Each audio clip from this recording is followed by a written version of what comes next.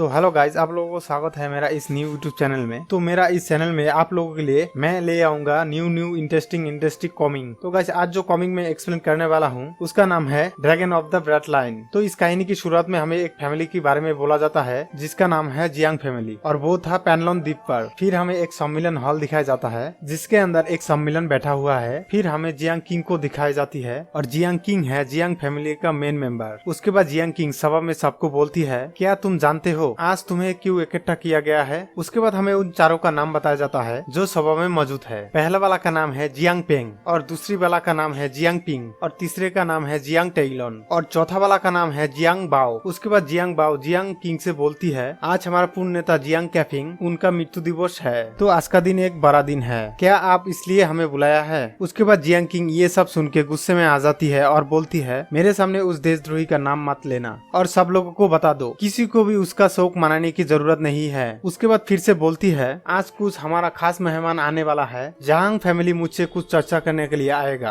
और तुम सब लोग तैयार रहना, किसी भी गलती का कोई गुंजाइश नहीं हो। उसके बाद सब लोग बोलती है, हाँ जियांग किंग कोई गलती नहीं होगा। उसके बाद यहाँ से सीन चेंज होती है और कुछ गिरा हुआ चीज दिखाई देती है, और यहाँ पे दिखाई देती है जियांग किंग उसके पिता का कब्रस्थल में आया है और श्रद्धा के साथ बोलती है, पिताजी आज तुम्हारा मृत्यु का दिन है, फिर भी जियांग परिवार से कोई नहीं आया और कोई भी आके तुम्हारा शोक नहीं मनाया, और ये कितना दुख की बात है। और फिर जियांग किंग दुख के साथ बोलती है, पिताजी मैं आपके लिए कुछ नहीं कर पाया, इसके लिए मुझे माफ कर दे, और जियांग फैमिली ने मुझे बहिष्कार कर दिया है और अब जियांग फैमिली से मेरा कोई नाता नहीं रहा, और मैं अपने परिवार को कभी एक साथ नहीं कर पाया और तुम्हारा सपना भी पूरा नहीं कर पाया पिताजी। और तब खुद के ऊपर गुस्सा होके बोलती है, मैं सर्क में भी तुम्हारा आत्मा का अपमान किया है। उसके बाद जियांग किंग के पीछे एक शैडो दिखाई देती है। उसके बाद जियांग किंग पीछे मुड़ के देखती है कि वो और कोई नहीं जियांग पिंग है। उसके बाद जियांग पिंग जियांग टिंग के पास आती है और जियांग टिंग के साथ हाथ जोड़ के बोलती है, चाचा जियान आप गुजर गए हो, 1 साल हो गया है, फिर भी ये हादसा जैसे काल हुआ था,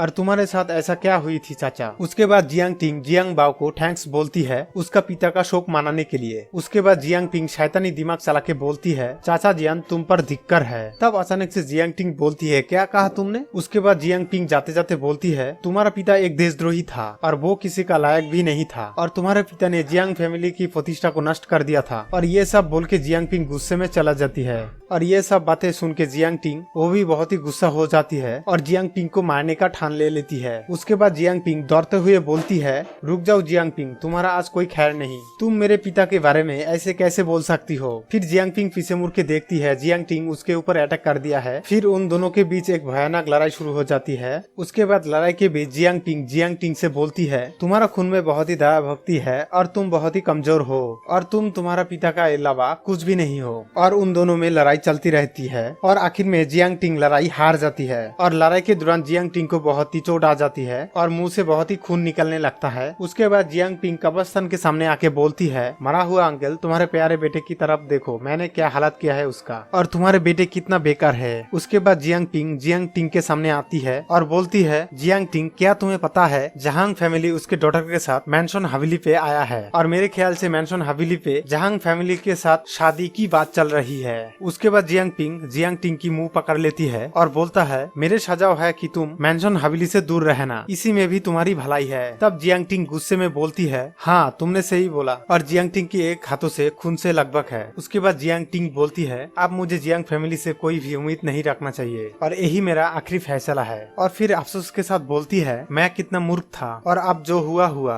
और ये सब बोल के चलने लगता है। और फिर चलते चलते बोलती है, और मैं अब जियांग फैमिली को घसीट कर एक साथ नष्ट कर दूंगा, और ये सब बातें बोल के चलने लगता है। और फिर उसके मन में बहुत ही कुछ भावनाएं आती है, जैसे कि जियांग फैमिली के बारे में वो उतना कुछ नहीं जानता था। उसके बाद वो उसके पिता के बारे में सोचता है और बोलता है, अगर वो फिर से यहाँ पे जिंदा लौट के आएगा तो उसके पिता का जो कब्रिस्तान टूट गया है उन दोनों का लड़ाई के बीच वो फिर से नया करके बनाएगा। उसके बाद यहाँ से सीन चेंज होती है, यहाँ पे दिखाई देती है पैनलॉन्ग हवेली पे जियांग फैमिली के लोग जहांग फैमिली को वेलकम कर रहा है। उसके बाद एक लोग आती है और मिस्टर जहांग को बोलती है, मिस्टर जहांग, हमारा सरदार आपका इंतजार कर रहा है और आप इस तरफ आ जाइए। उसके बाद एक लड़की मिस जहांग को देख के बोलती है, miss Jhang is so beautiful. उसके बाद मिस्टर जहांग चलते चलते बोलती है, आज का दिन बहुत ही सुंदर है और आज ही शादी की बात करना सही होगा। उसके बाद मिस जहांग बोलती है, मैंने सोचा था कि जियांग फैमिली और भी बड़ा होगा। उसके बाद सब लोग काउंटर हॉल में चली जाती है। उसके बाद जियांग किंग मिस्टर जहांग को बोलती है, आप लोगों आने से पैनलोंग हवेली और भी चमक उठा है, जैसे जियांग फैमिली उगता हुआ सूरज की तरह लग रहा है और मैं आशा करता हूँ हम दोनों भविष्य में मिलके अच्छा काम करेंगे। उसके बाद मिस्टर जहांग बोलने लगता है, तुम हमारी कुछ ज्यादा ही तारीफ कर रही हो।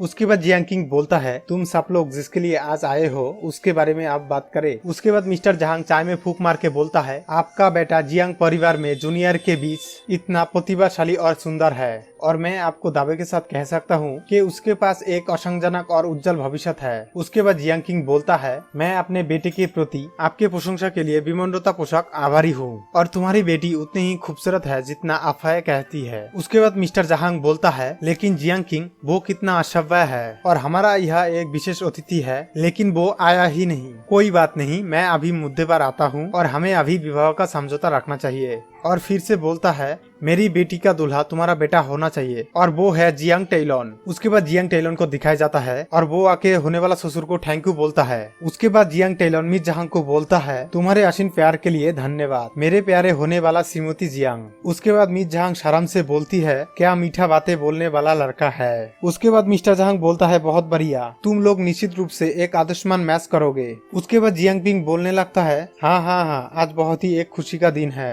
और इस खुशी को बड़ा करने के लिए जियांग फैमिली खाने पीने के लिए एक बड़ा बंदोबस्त करे। उसके बाद जियांग बाओ भी बोलने लगता है, मिस जहांग अभी जियांग परिवार में शादी करेगा और ये बहुत ही खुशी की बात है। तभी अचानक से सब लोग चौंक जाता है और सबके आंखें बड़े बड़े हो जाती है और तभी हमें गेट के सामने से एक को आता हुआ दिखाई देती है और ये और कोई नहीं, ये जियांग टिंग है। उसके बाद जियांग पिंग बोलने लगता है, वो कितना बेशरम है, हमारे जियांग परिवार को वो कितना बदनाम किया था। उसके बाद जियांग टिंग जियांग किंग को बोलने लगता है, आज मेरा पिता का मृत्यु का दिन है और तुम सब लोग जश्न मना रही हो। उसके बाद मिस्टर जहांग बोलता है, जियांग किंग आपको ये सब संभालना चाहिए। उसके बाद जियांग टिंग पैनलोंग हवेली के अंदर आ जाती है। उसके बाद जियांग टिंग गुस्से में बोलता है, जियांग टिंग जियांग परिवार ने पहले ही एक बड़ी सूट दे दिया है और तुम अब क्या चाहते हो। उसके बाद जियांग टिंग की तरफ सब लोग गुस्से में देखता है और यहीं पर हमारा एपिसोड खत्म होता है। तो वीडियो अगर अच्छा लगा तो लाइक कर दो और भी वीडियो देखने के लिए सब्सक्राइब जरूर करना। फिर से मिलेंगे एक न्यू वीडियो के साथ, तब तक के लिए गुड बाय।